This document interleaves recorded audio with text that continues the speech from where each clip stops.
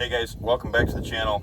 We are in central Kentucky here at the home farm today, and we are going over, we're just trying to get some last minute stuff done, I guess you could say, right? We are getting box blinds set in place. We've got this rifle blind here, square blind that we've set in place in a location that we wanted to put here since I've had the farm. Just have finally got the access good and the spot prep to do it. Put in a couple shooting lanes yesterday. Have a new half octagon that we put in on one of the shop plots. So we're going through all of that, and that kind of leads us into this video today, guys. One of the things that I've always thought about, and I've really tried to stay pretty true to this over the last several years, is because I think it really helps. Something that I learned kind of tied back to my days of guiding. As you know, I kind of promote a well-rounded property as far as 365 days a year, right? I don't believe that you just want deer there in the summer, and I don't believe that you just want deer all there in the fall. I think it's that training tool that we speak of, which is a totally separate video. But what it is, guys, is it really ties into how we go around and maneuver around our properties, especially this time of the year, any time of the year, but especially this time of the year when we're creeping up on about a month or a little bit more, maybe 45 days left in that pre-game, that prep time period, right? So what I'm referring to is this, guys, is what you want to do is what I've strived to do over the last several years, and like I said, is it's really worked, and this morning is a perfect example. Trail cameras are telling me the story. What I do is I pick one side of the farm that I'm going to be working on, and I try to get whatever, if it's going to be a 3-day project, something like that, I try to get that. I try to keep my commotion, if you will, in that area, get what I need to get done there, and then move out of there and go to the other side of the farm.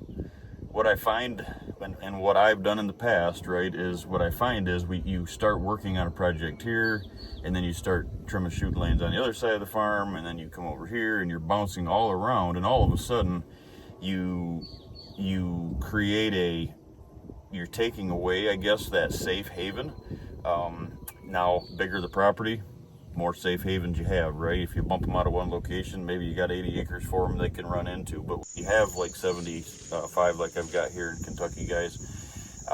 Thankfully, I've got contour, because if you didn't, you could really blow things off. So, is it the end of the world if you push your summer deer off? No, but it's no to me, guys. I start looking at, like I said, the older I get, I really start looking at how to keep them as comfortable as I possibly can.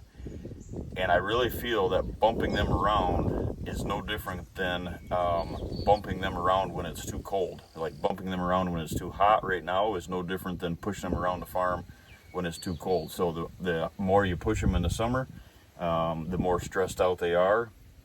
Does it affect antler growth? Does it not? I don't know. But outside of the bucks, we're bouncing does out, which means we're bouncing fawns out. We're separating the does from the fawns. Maybe we're just bouncing the fawn alone, and then the does have to search for them, so then they're stressed out. So what I try to do, guys, is like I've got here, is these two blinds that we put here are pretty close. One's on one side of a ridge, one's on the other side of a ridge, you know. So I've been trying to keep my commotion right here on this east side of the farm, the southeast side of the farm, to get these projects done. And then I'm going to move on to my other chore list. Where it gets tricky is this, when you start going in and prepping your stands, right? So here I have a stand assemblage, right, which is as a common practice, the way I design properties and set properties up. So whether I've designed it or you set it up, right, you're probably going to have a bunch of stands on the north, you're going to have a bunch of stands on the east, you're going to have a bunch of stands on the west, you're going to have a bunch of stands on the south, right? That's the perfect world. So when I say a bunch, it could be 2, it could be 10, right? But what I try to do is, this time of the year, when I'm going in and prepping those stands, it's miserable and it's hot and it's no fun, right? But I go in and I do my access into those stands. I prep my stands as far as making sure the straps are good, making sure that my pull-up ropes are there, making sure my bow holders are in place, camouflaging them in, whatever that case is, trimming my shooting lanes, and then I go to the next one. So what I try to do is I try to start early in the morning, and it's kind of a project that my son and I have been working on the last couple of years together. Is he comes down with some friends of ours, and we try to blow them out. If you can get that done in, like, break that farm up in half, do one of it in the one morning and do the other half the other morning. What you're doing is you're potentially bouncing them out of one spot, putting them in the other, then you're going to that other spot a day or two later, putting them in the other spot. And what I found, guys, is it really keeps them close to home. It keeps that stress level low. So the other thing that we're going to touch on here, guys, is this. I really believe that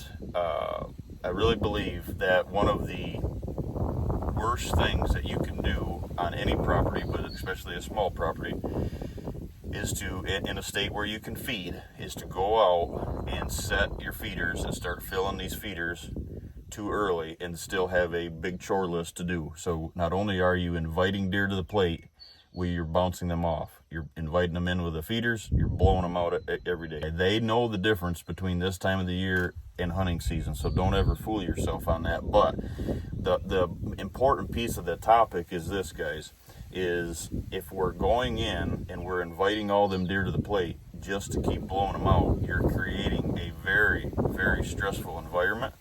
And sooner or later, one of those mature deer, if not more than one of those mature deer, are going to get tired of it, and they're going to find a spot where someone's just filling a feeder once a week or once every 3 weeks, let's say, is a better case, right? So like we do here on the farm during the season, I'm filling my feeders about once every 3 weeks, something like that. So keep that in mind when you're going in and prepping a farm, guys, on how you're doing it and where you're doing it. So if you've got to break your farm, let's say you've got 80 acres and you've got the manpower and you can get multiple stands done in one day, do half the farm one day and then do half the farm the other day. I highly recommend that. That's really, really been working good. And remember, don't fill those feeders until you're done with your chore list, because when you fill your feeders, plant your fall food plots, and then it's quiet, you really have this inviting window, or more of this quiet time, if you will, to bring all of these deer back, and we're not continuously bumping them out. The only thing that you should be doing after that, maybe planting your fall food plots in August, and then possibly, depending on where you're at in the country, but possibly going back in and filling these feeders up. So here in Kentucky, I don't really sweat the fact that we can't feed until August 1st because of that reason. So one, they don't really need it right now, right? It's great if you can feed the protein, if you can keep it dry. There's a lot of hurdles there that we've talked about in the past, guys, so you're not making the situation worse by feeding them, bumping them vom toxin levels and stuff like that, which we don't want to do. Summer feeding is great. It's very expensive, but it does create a bunch of stress if you're on and off the farm. Now, if the farm is already done and you're prepped and all you go in and do is you're only there once a month, well, then you're probably not creating this pressure spectrum that I'm speaking of. But the common property like mine and a lot of properties across the country aren't like that. And what I find is the more chores that we can get done and try to keep them as stress-free as possible, the more that they'll stay close. And then when we get our chore list done, we go into feeding and food plots, and then we give them that month time period where everything is just quiet, and it really works, guys. I've really seen the difference in that over the last several years. So like I said, my property here in Kentucky has a lot of contour, so when I bump them from one side, they run to the other side, and I mean, it's they can't even hear you on the other side, right? A flat piece of ground, you really got to watch what you're doing. Hopefully you've got some FSI done in some certain areas, and you've really have your habitat locked in, or working towards getting that habitat, that property dense in the core, so when you do bounce them somewhere, they do have a place to go. But just keep that in mind, guys, going into this time of the year. I really like to make sure, and it sounds corny, right, but make sure you got those checklists. So when you start in the mornings, highly recommend starting in the morning. This week here in Kentucky, today is beautiful. It's in the 70s this morning.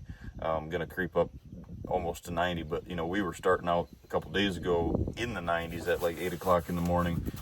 So do that stuff early. Stay hydrated, guys. So what I've got here is I've got a farm I've got the farm here, and then I've got a farm just about a half-mile down the road here, a 60-acre piece of property that we lease, and I've built, and we're hunting. So what happens is I do half of this in the morning here, and then if I've got to do something in the afternoon, I go over there, and then I come back here on the other side of the farm here in the one morning, and then I go over there to make sure that I'm not overdoing or over pressuring the farm. Like I said, the worst thing that you can do is go from blind to blind to blind to blind to blind all the way around the farm, trimming all your shooting lanes in, and you're bouncing deer, bouncing deer, bouncing deer. So high stress takes from antler growth, really takes from that mother connection with the fawns and the does, creates high levels of stress, and stress can, like in the human world, right? It's not good. So just wanted to share that with you guys. Sure appreciate everybody tuning in. The summer's crazy. We're here. We got 2 big projects coming up in July, 2 big build projects that we'll hopefully be able to bring you guys along on and show you a lot of stuff from in Wisconsin and Michigan. And then the rest is here prepping the farm in between client trips. So I appreciate everybody tuning in, and just put some thought into this one, guys, going into your preseason prep this year, going into the 2024 season. Thanks, guys.